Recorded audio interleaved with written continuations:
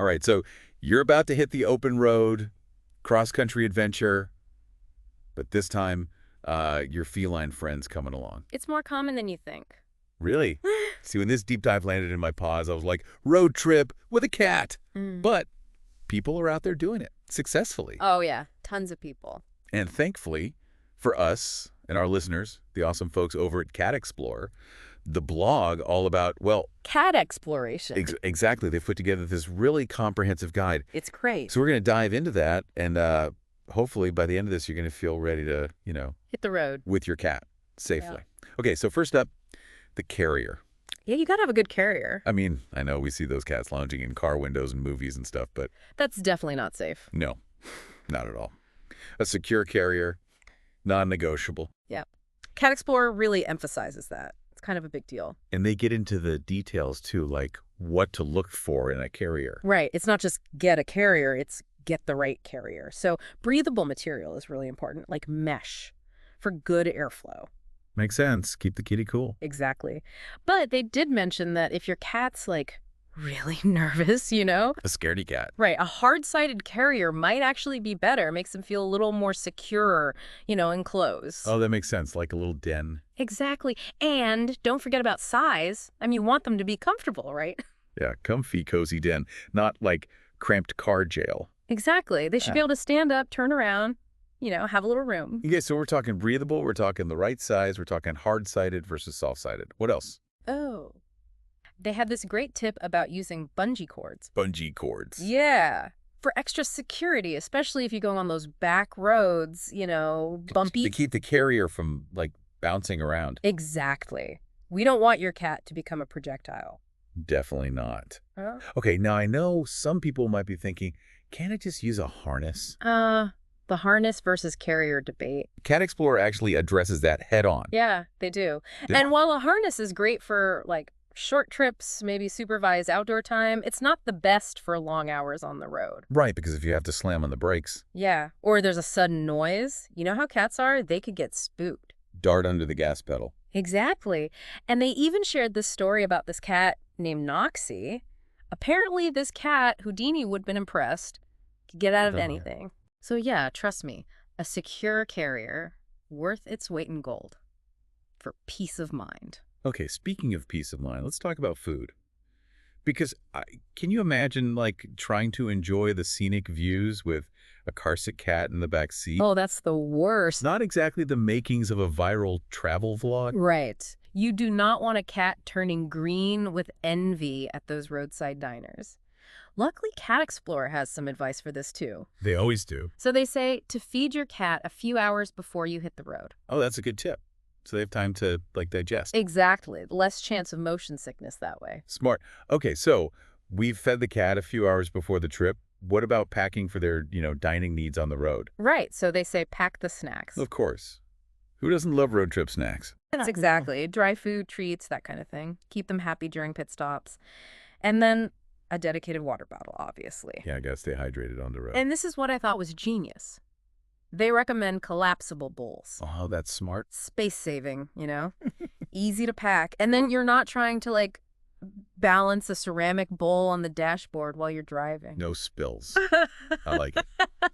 Okay, so we've got the carrier, we've got the food situation handled. What about, and I think we all know this is coming, the litter box? Because you can't exactly pull over every time the cat, Right, nature calls. Exactly. Well, Cat Explorer, they have this, surprisingly simple solution. Okay, I'm intrigued. A DIY litter box out of a Tupperware container. Oh. Just throw some litter in there and you're good to go. Makes sense to me. Easy to clean too, right? Oh, yeah. Pop a lid on it. No problem. Odor control. Exactly. Nobody wants their epic road trip memories tainted by, the smell of, Yeah. Yeah. Okay, so we've got the carrier, the food, the litter box. We're ready to roll. Yeah. Or are we? What about brakes? I mean, we need to stretch our legs, but is that even possible with a cat in the car? It is. It is. Cat Explorer says regular brakes are key. And not just for us, but for our cats too, obviously. Right, of course. They recommend stopping every 2 hours or so. Or if your cat starts giving you those, "Are we there yet?" meows. So we're listening to our cats, basically. Exactly. They're giving us cues, right? And it's actually a chance to observe them, see how they're doing. Oh, that's a good point. So it's not just, a forced interruption to our road trip flow. It's like a check-in with our furry co-pilot. Exactly. See if they're purring, relaxed. Maybe they're curious about their surroundings. On the other hand, if they're hiding in their carrier, seem really stressed out, maybe you need to adjust something. Like shorter breaks. Maybe. Or a different type of carrier. Maybe talk to your vet about, like, calming solutions. Good to keep in mind. So when we're taking these breaks, what kind of places should we be looking for? Because, again, chasing my cat across a crowded gas station parking lot, not my ideal rest stop. Yeah, no. Cat Explorer recommends rest stops with designated pet areas. Ah. Those fenced-in areas. Safe place for your cat to stretch their legs. So trading in the cat tree for, like, an actual tree. Exactly. Fresh air, change of scenery. Could do wonders for a cat's morale on a long trip. I like that. And if you're really worried about them, making a run for it, you can always use a harness and a leash for those supervised outdoor explorations. Always a good idea. I'm really liking this whole approach of, like, observing and adapting. It's like we're being encouraged to see the road trip from our cat's point of view, not just our own. It's about, shifting our mindset. Right. Seeing them as, like, fellow travelers, and you might be surprised they might actually enjoy some parts of it. It's like Cat Explorer wants us to think of our cats as, like, adventurers. Totally. And they might actually, find the whole thing kind of soothing, like the rocking of the car, the passing scenery. Oh, you see that. Don't be surprised if you look back and your cat's, like, perched on their carrier, face pressed against the glass. Oh, that's adorable. Little tourists. Next stop, world's largest ball of yarn. Right. Maybe you'll discover they have this wanderlust you never knew about. I love that. And I think that's what's so cool about this whole deep dive. It's not just about the logistics, It's about, like, the possibility of this deeper connection with our cats, sharing these experiences. Yeah, absolutely. About swapping the cat tree for, a redwood forest, the laser pointer for a sky full of stars, trading the same old routine for, well, the open road. Together. Beautifully said. So, for our listeners, anyone who might still be on the fence about bringing their cat along on their next adventure, what's the one thing you want them to remember? Don't underestimate your cat. A little preparation, a lot of love, and an open mind, and that road trip. It could be amazing for both of you.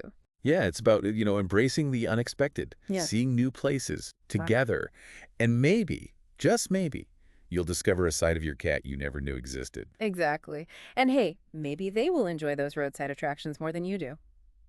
All right, everyone, safe travels. Until next time, happy adventuring.